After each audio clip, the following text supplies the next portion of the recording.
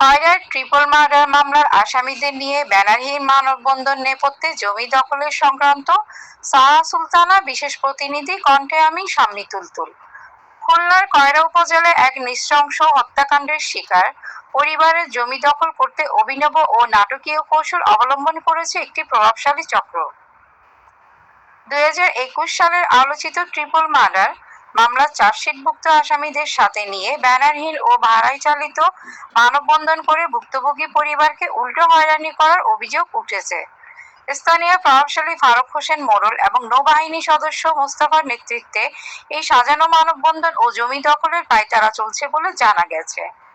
সরেজমিনে অনুসন্ধানে জানা গেছে, সম্প্রতি মফিজুল ইসলামের জমি দখল ও নির্যাতনের খবর প্রকাশিত হওয়ার পর অভিযুক্তরা ঘটনা ভিন্ন খাতে প্রবাহিত করতে একটি নাটকীয় মানববন্ধনের আয়োজন করে।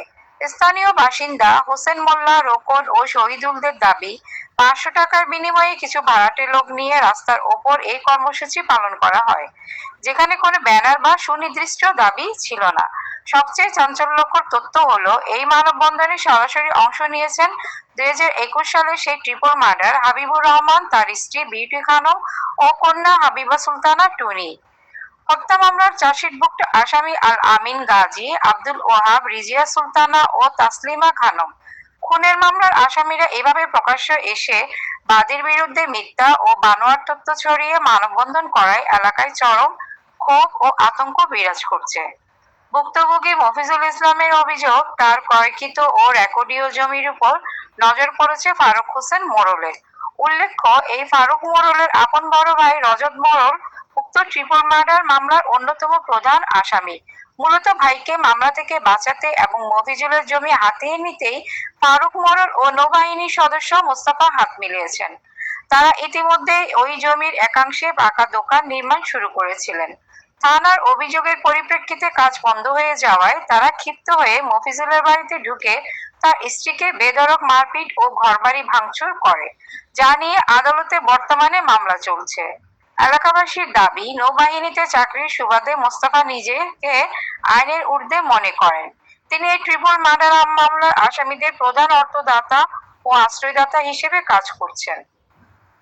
আসামিরা প্রকাশ্যে দাপট দেখিয়ে বলছে, 19 জন আসামি 19টা মামলা করব, মার্ডার মামলায় আমাদের কিছুই হবে না। মোস্তফার বিরুদ্ধে ইতিপূর্বে অন্যের জমি দখল ও একাধিক বিয়ের মাধ্যমে প্রতারণার অভিযোগও স্থানীয় পর্যায়ে মুখে মুখে। 2021 সালে সেই পৈশাচিক হত্যাকাণ্ডের পর মামলাটি বর্তমানে খুলনা সিআইডিতে তদন্তনাধীন। আসামিরা 164 ধারায় স্বীকারোক্তিমূলক জবানবন্দি দিলেও প্রভাবশালীদের মদদে তারা এখন বাদীর পরিবারকে এলাকা ছাড়া করার হুমকি দিচ্ছে। মফিজুল ইসলাম বলেন, ভাই, ভাবি ও ভাতিজিকে হারিয়েছি। এখন আসামিরা আমাদের ভিটেমাটি থেকে উচ্ছেদ করতে সাজানো মানববন্ধনের নাটক করছে। আমরা জীবনের চরম নিরাপত্তাহীনতায় ভুগছি।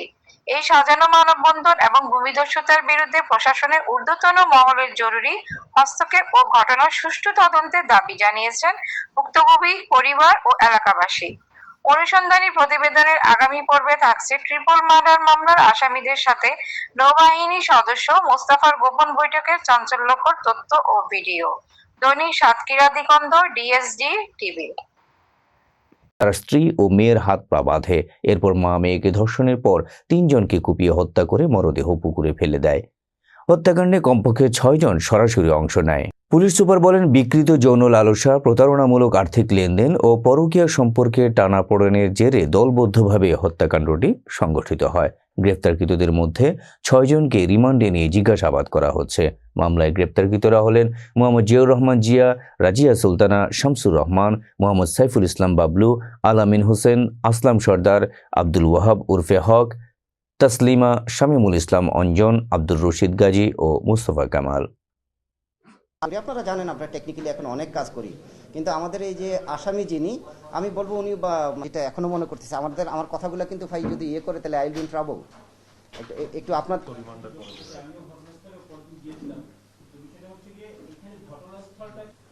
তাদেরকে যখন ক্রস করেছি তখন এই জিনিসটা বের হয়ে আসছে। হয় আমরা কিন্তু এক্সপার্ট ওপিনিয়ন যেটা আমরা ওইগুলা কালেক্ট করে দিয়েছি, কিন্তু